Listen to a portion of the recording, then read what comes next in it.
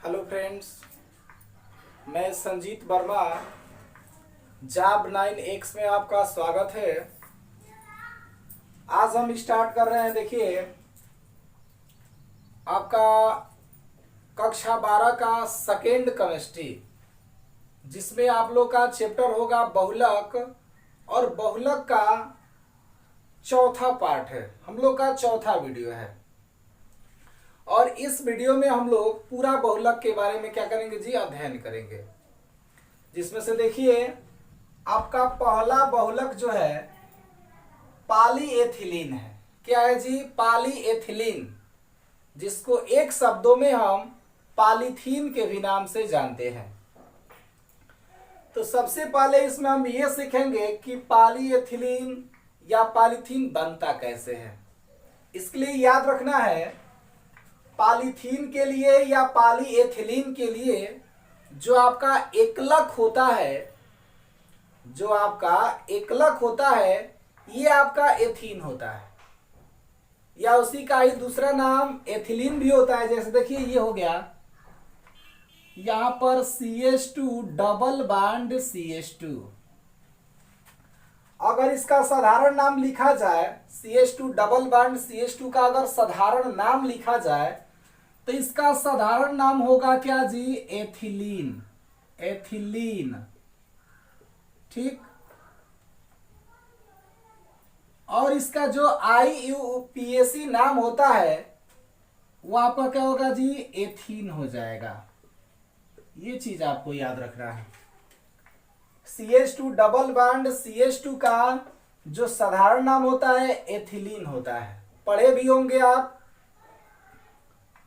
ना जी। एथिलीन जानते हैं, एल्कीन समूह का प्रथम यौगिक होता है, और वहां पर उसका साधारण नाम बनाने के लिए इलीन शब्द को जोड़ते हैं।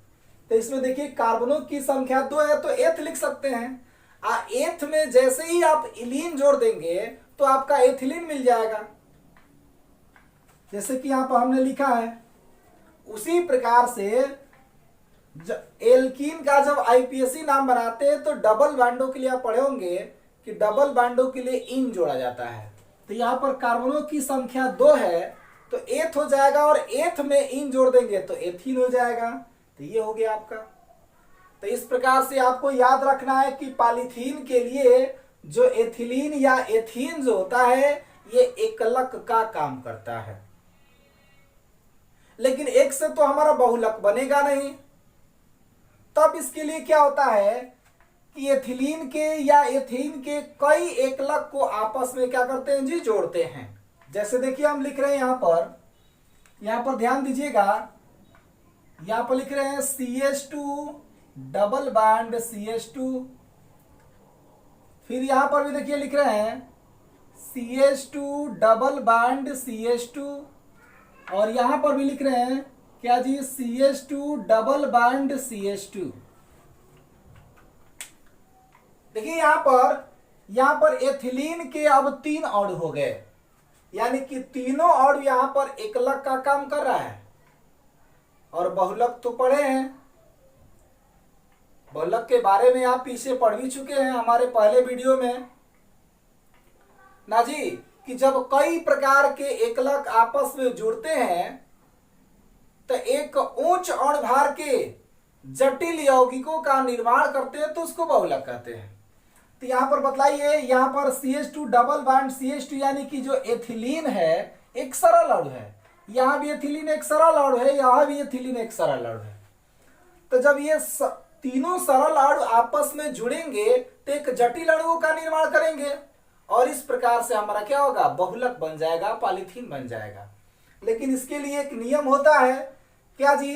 कि जब तीनों एथिलीन जब आपस में जुड़ेंगे तब इसके लिए काम करेंगे। देखिए, यहां पर जो डबल बॉन्ड देख रहे हैं, यहां से एक बंध टूट जाएगा, यानी कि एक बॉन्ड यहां से टूटेगा तो यहां भी एक बॉन्ड फ्री होगा और यहां भी एक बॉन्ड फ्री होगा। उसी प्रकार से देखिए, यहां से भी एक बॉन्ड टूटेगा तो यहां पर भी एक बंध फ्री होगा और यहां पर भी एक बंध फ्री होगा।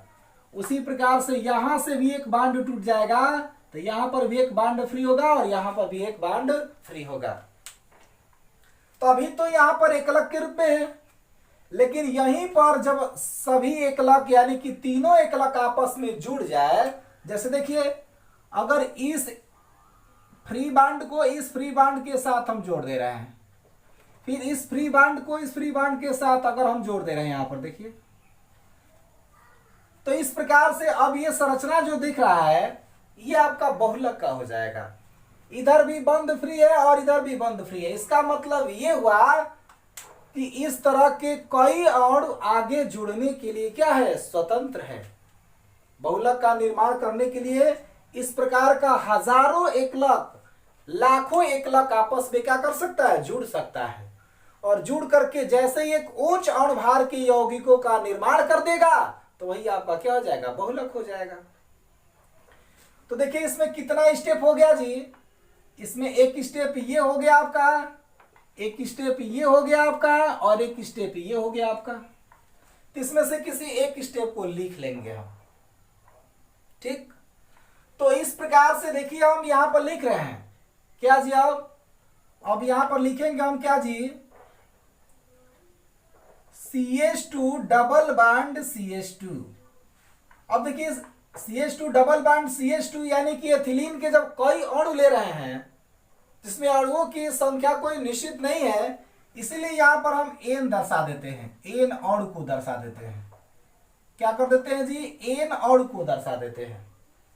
और इस प्रकार से देखिए यहां पर इसमें से कोई एक मिल जाता है, single bond CH2 single bond CH2 single bond, और इस प्रकार से यहां पर जब N अणु दर्शाए तो यहां पर परमाणुओं की भी संख्या N आप क्या करेंगे, दर्शाएंगे। अब इस प्रकार से ये मिल गया आपका क्या जी, पॉलीथीन मिल गया। क्या मिल गया जी,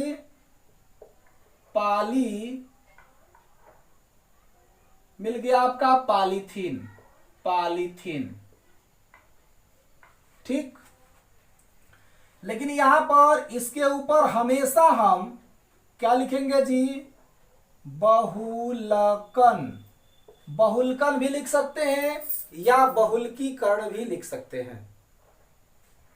क्या जी, इसको आप बहुलकन भी लिख सकते हैं और बहुलकीकरण भी लिख सकते हैं। देखिए यहां पर, और ये आपका क्या हो गया जी, ये आपका हो गया एथिलीन, और एथिलीन यहां पर एक प्रकार का क्या है जी, एकलक है, एकलक है। और यहां पर देखिए थोड़ा सा गलत हो गया है, ये पॉलीथीन है, और पॉलीथीन एक प्रकार का क्या है जी, बहुलक है आपका। क्या है जी, बहुलक है। तो इस प्रकार से आपका पॉलीथीन का निर्माण हो जाता है। लेकिन पॉलीथीन में भी हमको दो तरीके का पॉलीथीन पढ़ना है।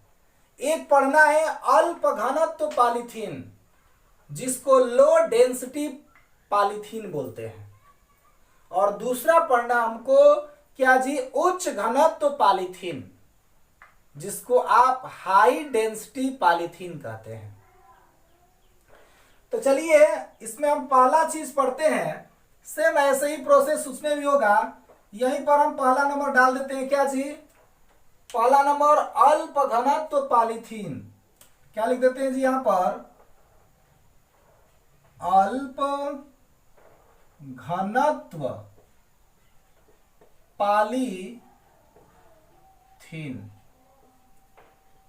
देखिए सबसे पहले हम पढ़ेंगे लो डेंसिटी पॉलीथीन।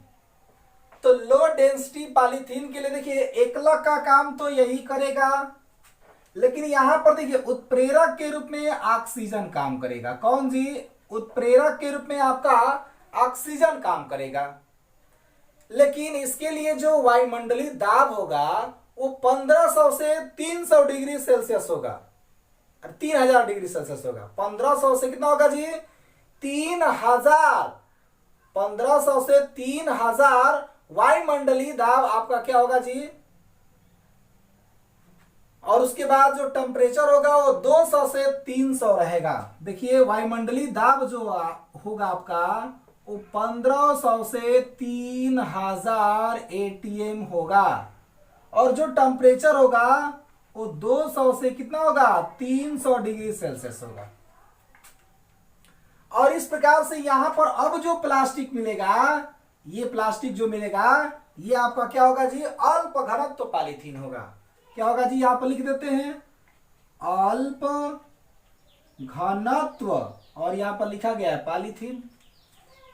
इसमें देखिए आपको बतलाना है कि जब एथिलीन को ऑक्सीजन उत्प्रेरक की उपस्थिति में 1500 से 3000 वायुमंडलीय दाब तथा 200 से 300 डिग्री सेल्सियस ताप पर जैसे ही हम बहुलकन की या बहुलकीकरण की क्रिया कराते हैं, तो यहां पर हमें क्या होता है जी, अल्प घनत्व पॉलीथीन का निर्माण होता है। किसका निर्माण होता है जी, अल्प घनत्व पॉलीथीन का निर्माण होता है। ठीक, उसके बाद इसी में कुछ और हम बातें जान लेते हैं।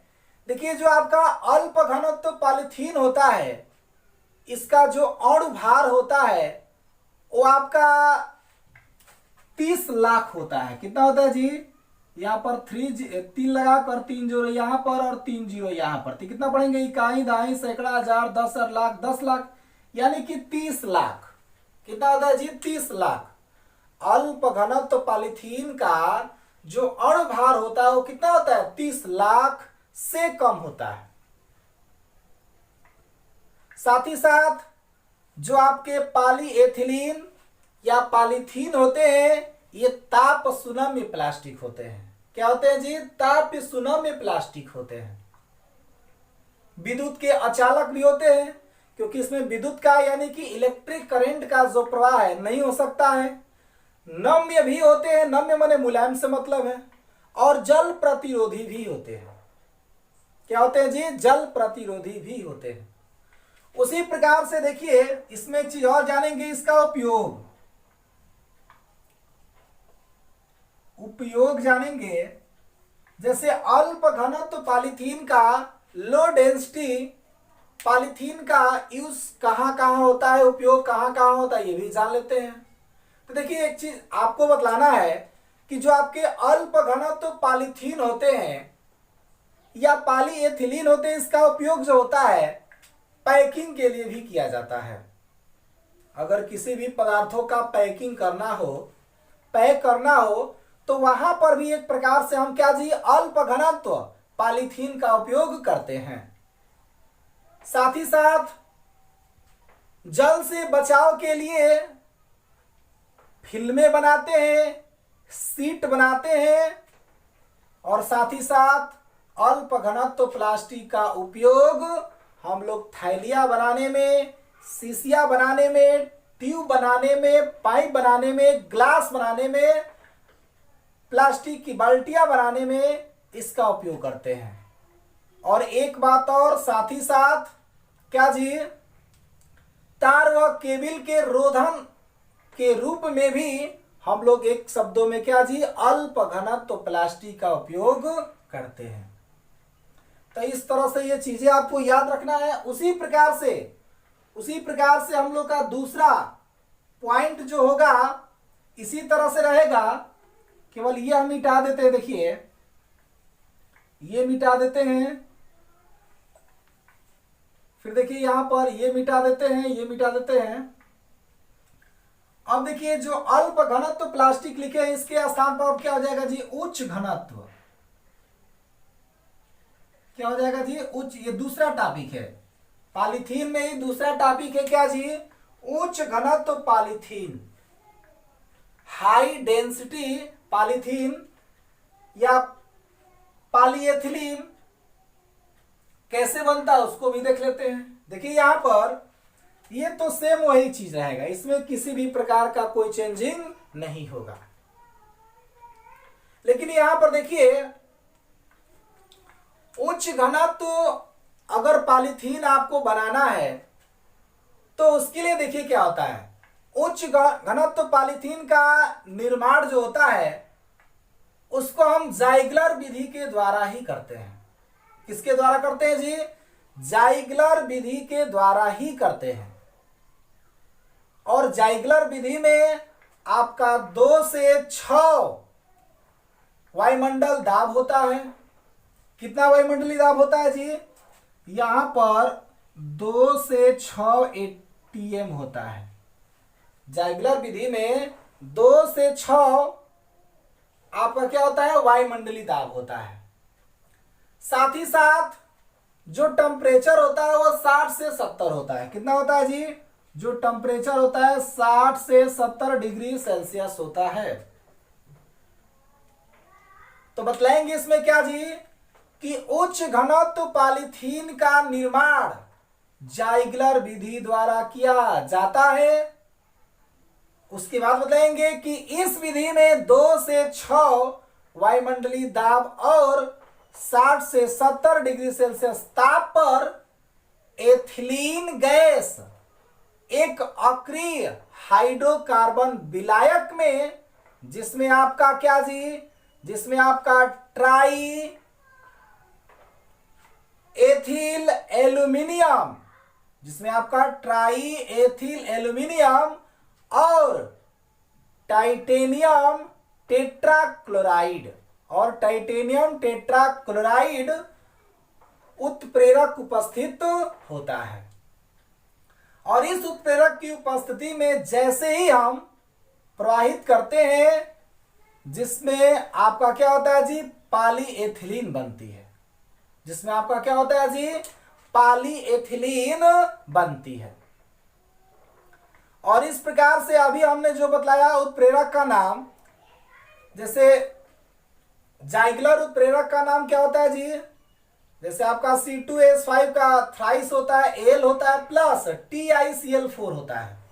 जैसे यहां पर लिख सकते हैं आप क्या जी?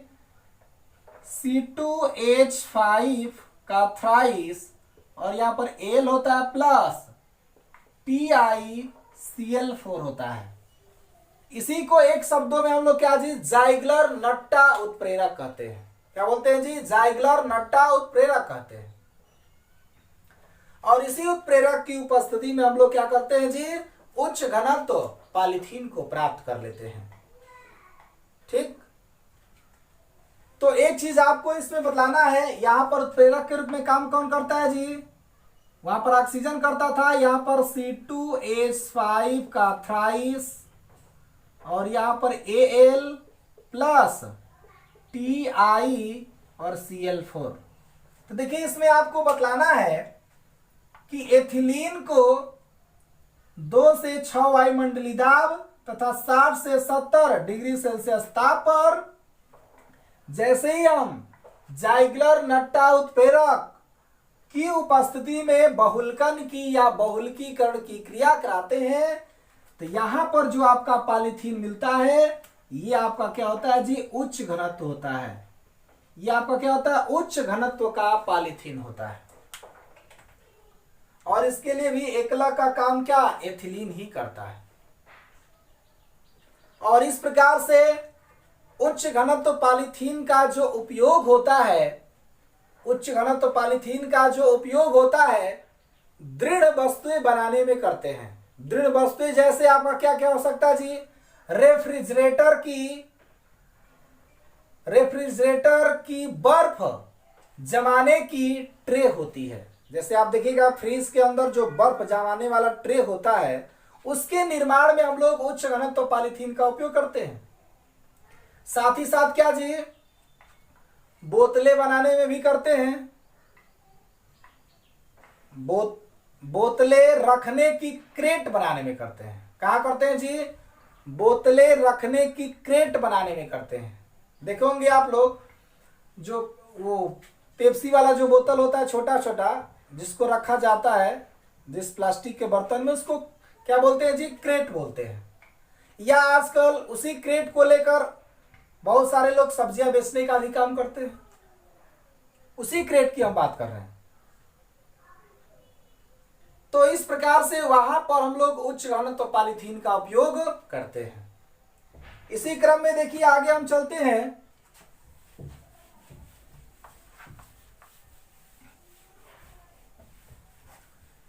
इसी क्रम में हम लोग का अगला टॉपिक है क्या जी? अगला टॉपिक है टेफ्लॉन। दूसरा हम लोग का टॉपिक है क्या जी, टेफ्लॉन है, जिसको एक शब्दों में आप क्या जी, पॉली टेट्राफ्लोरोएथिलीन भी बोलते हैं। देखिए ये आपका है टेफ्लॉन। टेफ्लॉन का ही दूसरा नाम क्या होता है जी, पॉली टेट्राफ्लोरोएथिलीन, जिसको शॉर्टकट में हम लोग PTFE कहते हैं। शॉर्टकट में क्या कहते हैं जी, PTFE कहते हैं, पॉली टेट्राफ्लोरोएथिलीन, इसको बोलते हैं शॉर्टकट में। देखिए इसको भी बनाना है हम लोग को। टेफ्लॉन कैसे प्राप्त करते हैं या टेफ्लॉन को कैसे बनाते हैं इसको भी देख लेते हैं। इसके लिए देखिए टेफ्लॉन का अगर निर्माण करना है तो इसके लिए जो आपका एकलक होता है वे आपके टेट्राफ्लोरोएथिलीन होता है।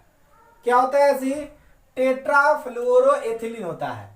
ये देखिए CF2 डबल बॉन्ड CF2 होता है, इसी को बोलते हैं क्या जी, देखिए F2 की संख्या 4 है तो बोलते हैं क्या जी, टेट्रा फ्लोरो और एथिलीन बोलते हैं, या एथीन भी बोल सकते हैं। तो देखिए यही आपका क्या करता है जी, टेफ्लॉन के लिए एकलक का काम करता है। आज जब इसी प्रकार का कई एकलक आपस में क्या हो जाता है, जुड़ जाता है, तब वहां पर जाकर हमारा क्या होता है जी, टेफ्लॉन का निर्माण हो जाता है। जैसे देखिए यहां पर हम दर्शा रहे हैं CH2 डबल बॉन्ड CH2, फिर यहां पर देखिए CH2 डबल बॉन्ड CH2, या यहां पर देखिए CH2 CF2 सॉरी, यहां पर देखिए लिखेंगे क्या जी, CF2 डबल बॉन्ड CF2, फिर यहां पर भी CF2 डबल बॉन्ड CF2, और यहां पर भी लिख देंगे CF2 डबल बॉन्ड CF2 लिख देंगे। कोई जरूरी नहीं है कि इसमें 3 ही लिखेंगे, आप 3 से अधिक भी लिख सकते हैं, आप जितना और ले सके। लेकिन देखिए जब तीनों और आपस में यानी कि तीनों एकलक जैसे ही आपस में जुड़ेंगे तब यहां पर क्या करेंगे जी, एक बंध को यहां से तोड़ेंगे तो यहां पर आपका 2 बंध क्या हो जाएगा, फ्री हो जाएगा। यहां से एक बंध को तोड़ेंगे तो 2 बंध यहां भी फ्री हो जाएगा, और एक बंध यहां से भी तोड़ेंगे तो 2 बंध यहां पर भी क्या हो जाएगा, फ्री हो जाएगा। और यही दोनों फ्री बंध आपस में क्या हो जाते हैं जी, जुड़ जाते हैं। यहां पर ये दोनों फ्री बंध आपस में क्या हो जाते हैं जी, जुड़ जाते हैं। और जैसे ही ये जुड़ जाते हैं तो ये क्या करते हैं जी, यहां पर अब जो संरचना मिल रही है ये टेफ्लॉन की संरचना हो जाती है। किसकी संरचना जी, टेफ्लॉन की संरचना हो जाती है। तो इसमें देखिए कई स्टेप है जी, एक स्टेप ये, दूसरा स्टेप ये, और तीसरा स्टेप ये। तो इन तीनों में से कोई एक ले लेते हैं। तो चलिए लिखते हैं पहले एकलक, क्या जी, CF2 डबल बॉन्ड CF2, इसके हम ले लेते हैं एन अणु, क्योंकि इस तरह के एकलक के हजारों अणु लाखों अणु भी आ सकते हैं, इसलिए यहां पर हम लिख रहे हैं एन अणु। और एन जो होता है ये कई अणुओं को भी प्रदर्शित कर सकता है, हजारों को लाखों को भी प्रदर्शित कर सकता है। और इस प्रकार से देखिए अब इसके ऊपर लिखेंगे क्या जी, बहुलकीकरण भी लिख सकते हैं, बहुलकीकरण। बहुलकीकरण या बहुलकन की क्रिया तो निश्चित रूप से ही होगी, तभी जाकर के आपका टेफ्लॉन बनेगा। तो अब इसमें से एक ले लेते हैं, तो single bond CF2 single bond CF2 single bond, और यहां पर क्या लगा देते हैं जी, N लगा देते हैं। और इस प्रकार से यहां पर ये जो संरचना मिल गया ये किसका संरचना है जी, टेफ्लॉन का है। किसका है जी, टेफ्लॉन का। तो इस प्रकार से टेफ्लॉन को प्राप्त किया जाता है, और इसका नाम क्या हो जाएगा जी, इसका नाम हो जाएगा टेट्रा फ्लोरो क्या जी, एथिलीन। तो इस टेट्राफ्लोरोएथिलीन से आपका क्या होता है जी, टेफ्लॉन प्राप्त हो जाता है। उसी प्रकार से देखिए टेफ्लॉन का अगर चाहे तो दूसरा नाम लिख सकते हैं, यही लिख कर किसके आगे पाली लगा देंगे। अगर यहां पर लिख दे कि पाली, और ये क्या जी, टेट्रा फ्लूरो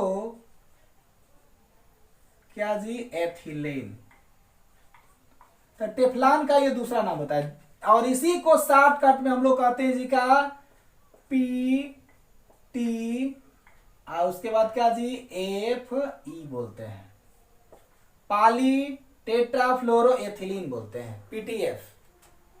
तो इस तरह से हम लोग क्या करते हैं जी, टेफ्लॉन को प्राप्त करते हैं। लेकिन देखिए इसमें एक चीज आपको याद भी रखना है कि जो आपके टेफ्लॉन होते हैं ये रासायनिक रूप से निष्क्रिय एवं उष्मा प्रतिरोधी बहुलक होते हैं। साथ ही साथ टेफ्लॉन का जो गलनांक होता है, मेल्टिंग पॉइंट, वे आपके 330 डिग्री सेल्सियस होता है।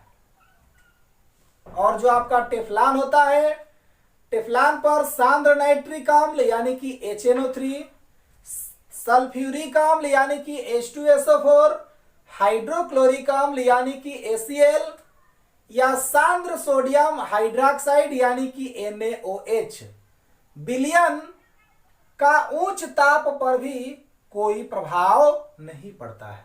इसका टेफ्लॉन पर उच्च ताप पर भी कोई प्रभाव नहीं पड़ता है। साथ ही साथ एक इसके उपयोग भी देख लेते हैं, टेफ्लॉन का उपयोग कहां कहां किया जाता है।